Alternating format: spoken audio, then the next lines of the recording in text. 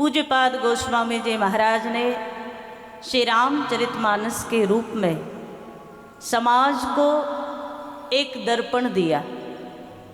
दर्पण कैसा?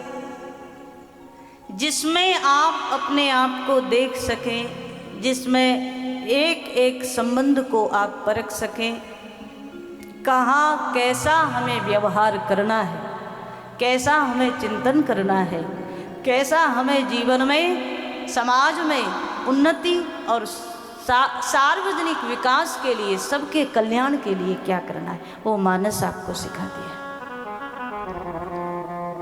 संवत 1631 संवत सरयू के घाट पर आज राम जन्मोत्सव की पावन कथा, पावन दिवस, और आज उसी दिन चैत्र शुक्ल नवमी के दिन, जिस दिन भगवान का प्राकट्य हुआ था, उसी दिन रामचरितमानस का प्राकट्य हुआ।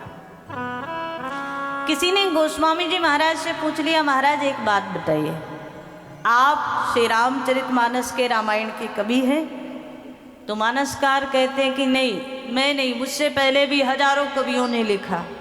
रामायण 100 कोटि अपारा, मेरे से पहले भी 100 करोड़ रामायणों की रचना हो चुकी है, मानसकार ने कहा। तो मैं तो उन सबके जिसने जो लिखा, उन कवियों के प्रसाद को मैं ले रहा हूँ, पर मैं इसका रचनाकार नहीं हूँ। तो कहा, महाराज सबसे पहले किसने लिखा? संतों ने भाव दिया, रामायण के रूप में आदि कवि वाल्मीकि जी ने पहले सर्वप्रथम रामचरित्र लिखा, लेकिन वो संस्कृत में है। पर मानसकार ने इस परंपरा को थोड़ा और आगे बढ़ा दिया। अभी तक तो लोगों को इतना ही पता था कि आदि कवि कौन है, रामचरित्रों के लिखने वाले, कहा वाल्मीकि जी महाराज। लेकिन मानसकार ने इस परंपरा को थोड़ा सा आगे और बढ़ाया, और मानसकार कहते हैं कि सच्चाई में रामचरित्रों के रचयिता वाल्मीकि जी भी नहीं हैं, उनसे पहले भी किसी ने लिखा। तो किसने लिखा? कहा, भगवान शंकर ने लिखा। और एक बड़ी बढ़िया बात, यदि महर्षि वाल्मीकि रामचरित्र के आदि कवि हैं, तो भगवान शंकर रामचरित्रों के अनादि कवि हैं। महाराज ना जाने कब से शंकर जी ने इन चरित्रों की रचना की है, तो अनादि कवि से प्रारंभ कर रहे हैं। रच महेश निज मानस राखा, पाए सुसमऊ शिवासन भाखा। और पहली कथाकार भी शंकर ही है, प्रथम कथाकार भी शिव है। तो इसीलिए तो ग्रंथ किसका है? भगवान श्री राम का। और पहला प्रणाम किसको? शंकर जी को। सादर शिवई नाय अब माथा, भगवान शंकर को प्रणाम करके सुंदर रचना कर रहे हैं। शिव जी को प्रणाम इसलिए कि भगवान शंकर ने ही तो ये परंपरा दी है। और बड़े सुंदर भाव से कहा, रामचरितमानस यही नामा। इसका नाम रामायण नहीं है, रामचरितमानस है। और ये हम अक्सर कहते ही हैं कि रामचरितमानस कहने का भाव क्या है? तो बड़ा सुंदर भाव है। ये मनुष्य जो है ना, मानस मतलब मनुष्य, ये मनुष्य रामचरित्रों से शिक्षा ले और इसका जीवन राम जैसा बने, इसके लिए रामचरितमानस यही नामा, रामचरितमानस की रचना की। पूज्यपाद गोस्वामी जी महाराज दर्शन करा रहे हैं। 7 सोपानों में विभक्त किया भगवान की कथा को। प्रथम सोपान का नाम दिया बालकांड।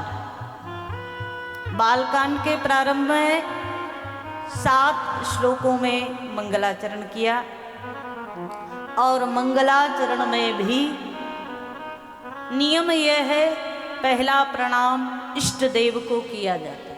ग्रंथ के आराध्य का पहला प्रणाम होता है। आप कभी किसी ग्रंथ को उठाकर देखो ना, तो जिस ग्रंथ में जिस देव की कथा है, उन्हीं का पहला मंगलाचरण होता है। पर रामचरितमानस में मंगलाचरण के प्रथम श्लोक में भगवान श्री राम को प्रणाम नहीं किया। किसको किया?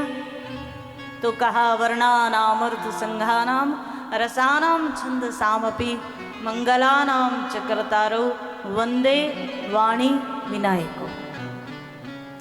एक तो भगवती सरस्वती को प्रणाम किया, दूसरा गणेश जी को प्रणाम किया। एक ही श्लोक में युगल वंदना है, दोनों को साथ में प्रणाम किया। और हम अक्सर कहते हैं भगवान श्री राम के चरित्रों को आत्मसात करना है तो दो को सुधारना बड़ा जरूरी है महाराज। एक तो बुद्धि सुधर जाए और दूसरी वाणी सुधर जाए, और दो सुधर गई तो महाराज कल्याण बड़ा शीघ्र हो जाएगा। रामचरित्र समझ ही तब आएंगे जब जीवन में संकल्प लो, बुद्धि सात्विक बने और वाणी पवित्र बने, मीठी बने।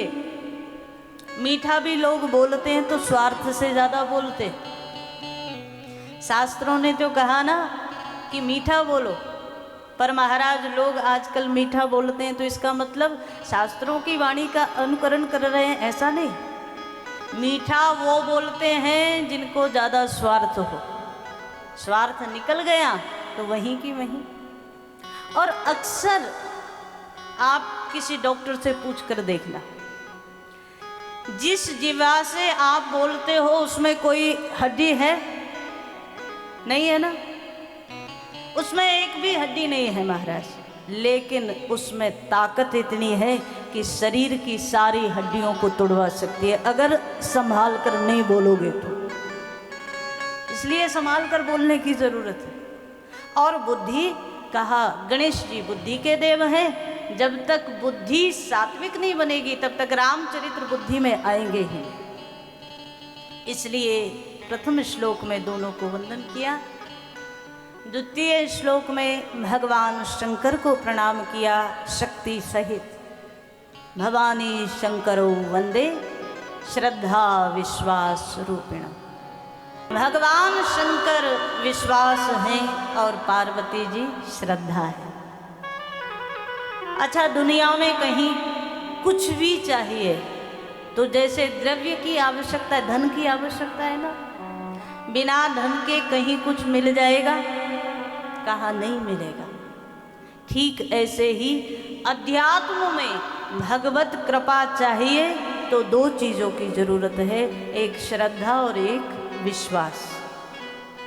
बिना श्रद्धा के, बिना भगवान के ऊपर विश्वास के जीवन में कभी भगवत कृपा मिलेगी ही नहीं। और अगर इस बात को ऐसे कहें हम, भगवान की कृपा तो सबको मिली हुई है, ईश्वर की कृपा तो सबको मिली है। कबहू की करी करुणा नर देही, यदि कृपा नहीं होती तो 84 लाख योनियों में कहीं भी कीड़ा मकोड़ा बना करके भगवान भेज देता। परमात्मा ने हमें मनुष्य बनाया है, ये उसकी कृपा है। हमारे अच्छे कुल में जन्म मिला है, ये भगवान की कृपा है। अच्छे संस्कार मिले हैं, ये भगवान की कृपा है। परिवार अच्छा मिला है, ये भगवान की कृपा है। संतान अच्छी मिली है, ये भगवान की कृपा है। पत्नी अच्छी मिली है, ये भगवान की ज्यादा बड़ी कृपा है ना। लेकिन भगवान की कृपा की अनुभूति जीव को तब होती है जब श्रद्धा विश्वास से भगवान को नमन करेगा, तब उसकी कृपा समझ में आती है, तब उसकी कृपा की अनुभूति होती है। और महाराज जब भगवान की कृपा होती है ना तो ये सब मिलता है जो अभी अभी हमने बताया। लेकिन जब भगवान की अति हरि कृपा जाहि पर होई, जब भगवान की कृपा नहीं अति कृपा होती है तो वो मिलता है जो आप लोगों को मिल रहा है। सत्संग बिना अति कृपा के नहीं मिल सकता महाराज। सब्सक्राइब करें टोटल भक्ति को। अब हमारे वीडियोस को सबसे पहले देखने के लिए बेल आइकन को दबाना ना भूलें।